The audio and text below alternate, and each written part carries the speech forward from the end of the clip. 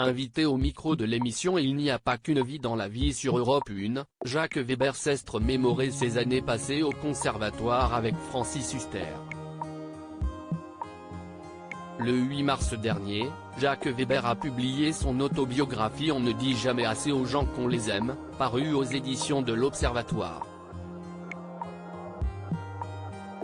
Âgé de 73 ans, l'acteur y revient sur les événements marquants de son existence comme son séjour en cure de désintoxication pour arrêter l'alcool, les agressions sexuelles qu'il a subies de la part d'un curé ou encore la mort de son frère Michel, qui a tristement fait écho avec son personnage d'Alain Abégral dans la série En thérapie.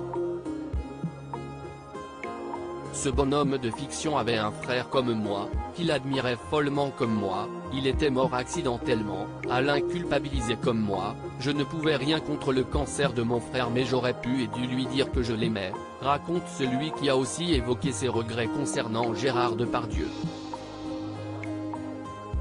Jacques Weber et Francis Huster en concurrence au conservatoire ce samedi 29 avril, Jacques Weber était l'invité d'Isabelle Morizet dans l'émission Il n'y a pas qu'une vie dans la vie sur Europe 1.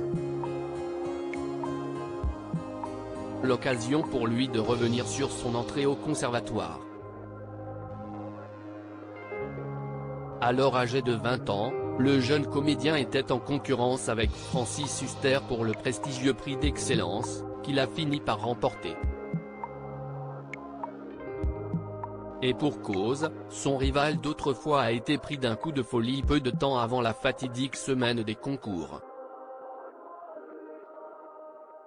Il s'est passé ce qui se passe souvent avec Francis, c'est-à-dire qu'il a eu un coup de folie une fois de plus. Après le moment où il a répété, où il était parfaitement naturel et où tout le monde disait qu'il était génial, il a regardé dans Ciné Monde une pub pour le dentifrice Émail Diamant. Dans cette pub, on voyait un torero sourire à pleines dents et on voyait presque des petites étoiles qui sortaient. Et ce con, enfin ce con que j'adore, s'est peint les dents en émail diamant, s'est-il souvenu? C'était totalement invraisemblable. En arrivant sur la scène du conservatoire avec un tout nouveau sourire, Francis Huster est devenu la cible de moqueries.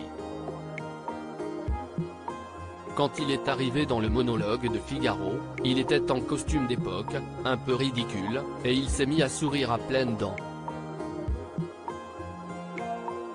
À ce moment-là, on a vu des éclats. C'était totalement invraisemblable. Tout le monde s'est marré.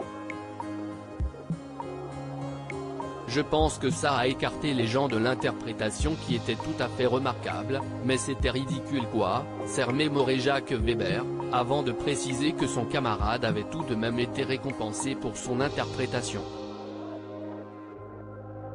Malgré ça, il a quand même eu le premier prix.